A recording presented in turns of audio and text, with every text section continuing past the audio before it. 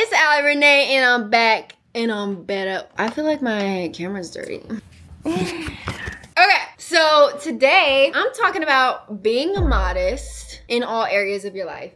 And we're not just talking about clothing, we're talking about how you speak, how you show up in the room, all the things. Because modesty isn't just your clothing. Now, I have my notes right here. I think this is really important, especially as you're growing up and you're becoming a woman. You want to make sure you're portraying yourself in the right way and demanding respect. So, okay, we're going to start right off the bat. We're going to start with language. Language is something I started working on when I first got out of high school. Yo, profanity, child. I don't know. Cussing is not classy to me. It's not. No more saying cuss words, guys. It's inappropriate and violent. And I'm not gonna lie to y'all. Occasionally, a cuss word slips out. Occasionally. But in your everyday language, in your conversations, try to clean up your language and not using so much profanity. It's just not ladylike, in my opinion. And I think it just gives a certain image. And I also feel like when you're leading with... Sorry, y'all. Let me turn off. I think in conversations, you should definitely practice humility. Don't lead conversations with boastfulness or too much pride. Speak about yourself with humility and grace and express gratitude towards things. Like, there's so much in our lives that we don't express gratitude for. We have so many blessings in our lives that not a lot of people have. Hot water, clean water, a car to drive, all the things. Like, change your perspective and walk around with a light spirit and a clean language, y'all. I remember in middle school, I started to like try to force myself to curse because I just wanted to be a cool girl. Like, all the cool girls curse. And I was like, okay, I want to be a cool kid. Like, I'm just this weird kid that kind of sits in the corner. I don't sit with no one at lunch, and it's like...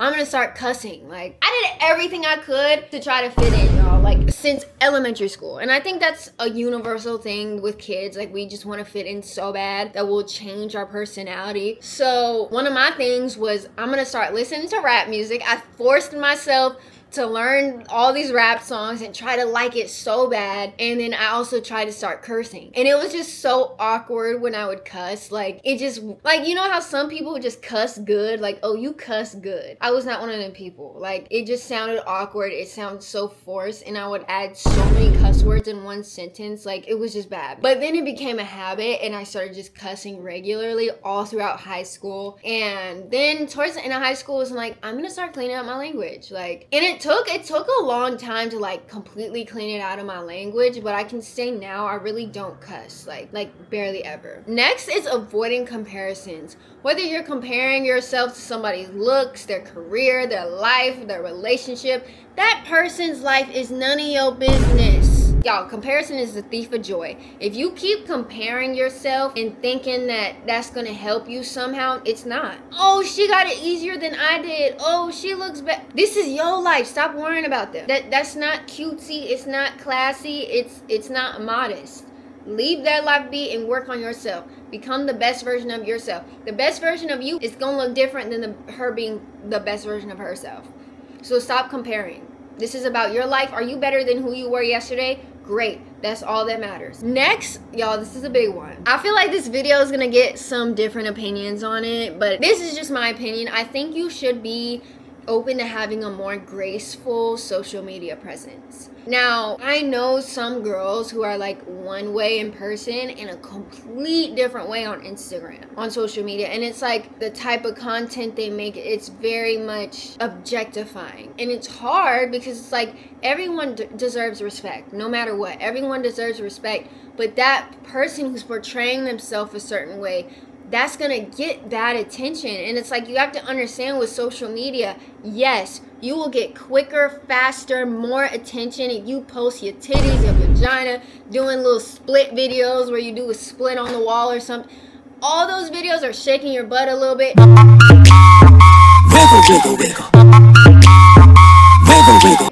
those are gonna blow up. Those will blow up. Those will get you followers like that. But you have to understand, not all attention is good attention. At the end of the day, if you're just trying to grow your presence or grow your following, whatever it is, you want people who support you and love you for you. Not because you doing splits and all this other stuff, like, or you posting yourself half naked. That's gonna be all lustful men. And then it's like hard and it's like, damn, why is everyone objectifying me? That's the audience that you polled. You gotta understand that what you're putting out there, that's the type of people you're gonna get, and then you can't complain about it. Don't get me wrong, there's some men that just objectify women even if you just post it, so that is a fact.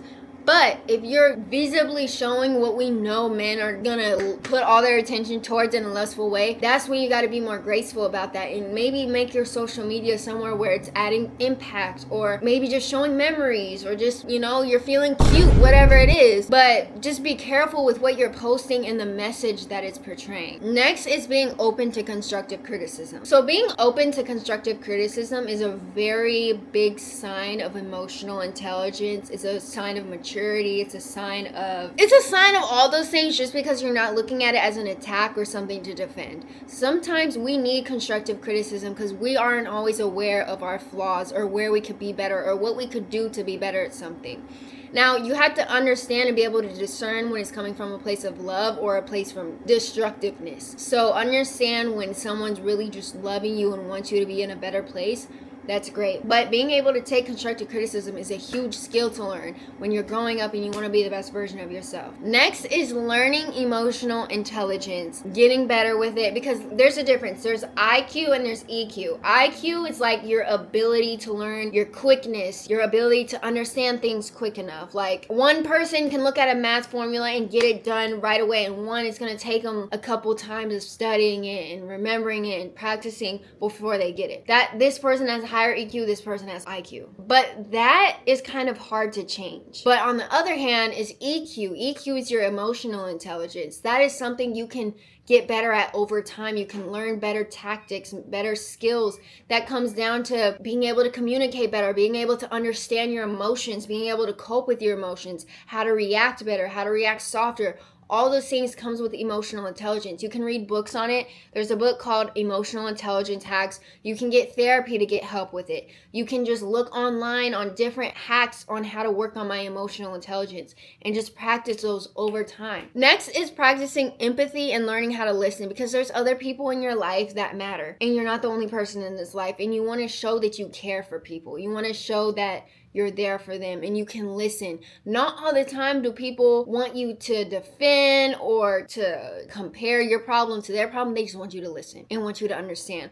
When we're trying to listen to respond or listen to react, we often don't understand what they're saying fully. And lastly, just overall, is softness. Live that soft girly life. Approach things with a softer approach. Like, whatever it is in life, be softer about it. Think about it more. Don't be so impulsive. Don't react too quickly. Pause before you react. Be poised.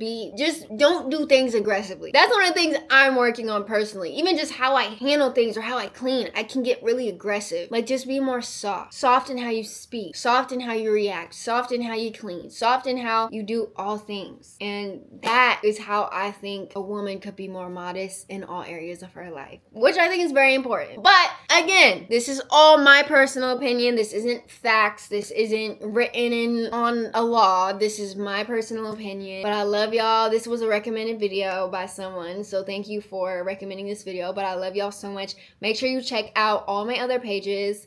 I'm on Instagram. I'm on Snapchat. I didn't launch it yet. I launched in a couple days, so I don't know when this video is going to be posted. It's probably launched now. It's called Ali Brand, A.L.Y Brand. That's going to be a bunch of wellness products, your one-stop shop. But I love y'all so much, and I'll see y'all next time. Make sure you like and subscribe. Bye!